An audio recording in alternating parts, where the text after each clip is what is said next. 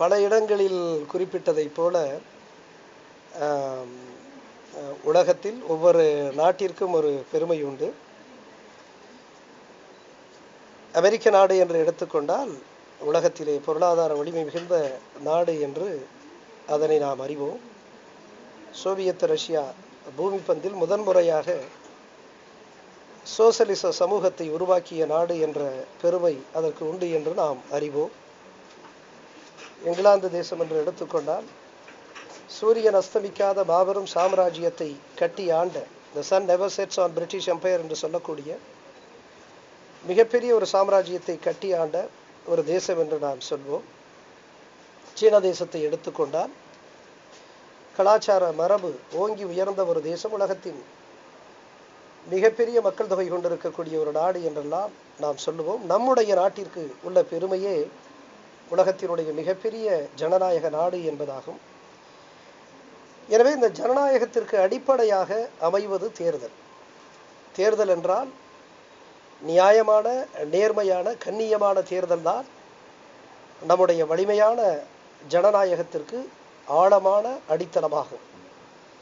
எனவே இந்த நியாயமான, நேர்மையான தேர்தலை குறிப்பாக இன்றைக்கு தமிழ்நாட்டில் 2016 சட்டமன்ற தேர்தலில் நம்முடைய தமிழ் மக்கள் ஒரு வேட்பாளருடைய முழு தகுதி அறிந்து, இவர் மக்களுக்கான வேட்பாளர், இந்த சமூகத்திற்கு, மக்களுக்கு நேர்மையான முறையில் செயலாற்றுவார், பங்களிப்பு செய்வார் என்பதை அறிந்து, தகுதி அறிந்து அவர்கள் தேர்வு செய்ய வேண்டும்.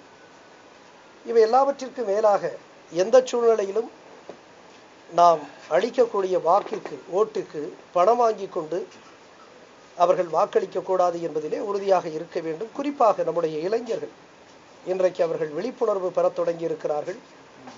தமிழ் சமூகத்தில் அவர்கள் நேர்மையை நோக்கி பயணிக்க தொடங்கி இருக்கிறார்கள் என்கின்ற நல்ல அறிகுறியை நம்மால் உணர முடிகிறது. எனவே இவர்களுக்கு சொல்லுவது எல்லாம், எந்த சூழ்நிலையிலும் நாம் அளிக்கக்கூடிய வாக்குக்கு அந்த வேட்பாளரிடத்திலிருந்தோ கட்சியிடத்திலிருந்தோ பணம் பெற்றுக்கொண்டு வாக்களிக்கக்கூடிய சூழலை தவிர்க்க வேண்டும்.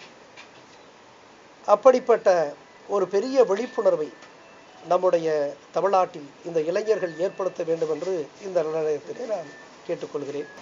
உள்ளாட்சி அமைப்பில் இடஒதுக்கீடு 50% கொடுத்திருக்காங்க. இது பெண்கள் எப்படி பயன்படுத்திக் கொள்ளுங்க சார்? உள்ளாட்சி அமைப்பில்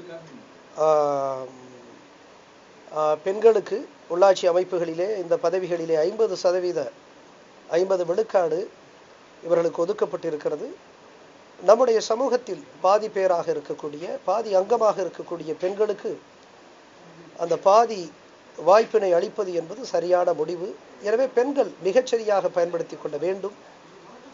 இதுகாரும் அவர்கள் ஆண்களை, குடும்பத்தை, சமூகத்தை சார்ந்து இருந்த அந்த பெண்கள் அவர்கள் இத்தகைய வாய்ப்புகளை அவர்கள் சுதந்திரமாக பயன்படுத்தி இவர்கள் மீது தங்களுடைய குடும்பத்தினரோ அல்லது ஆண்களோ பாதகமான தாக்கத்தை ஏற்படுத்தி விடாமல் இவர்கள் சுதந்திரமான முறையில் எந்த வாக்காளர்கள், எந்த மக்கள் இவர்களை தேர்வு செய்தார்களோ அந்த மக்களுக்கு நேர்மையான முறையில் பெரிய அளவிற்கு சமூகத்திற்கு பங்களிப்பு செய்யக்கூடிய அளவிற்கு பாராட்டக்கூடிய முன்மாதிரியாக ஆண்களை காட்டிலும் பெண்கள் அவர்கள் நேர்மையானவர்கள், அவர்கள் அதிக அளவிற்கு சமூகத்திற்கு பங்களிப்பு செய்யக்கூடியவர்கள் என்பதை நிரூபிக்கின்ற வண்ணம் அவர்கள் செயல்பட வேண்டும் என்று நான் விரும்புகிறேன்.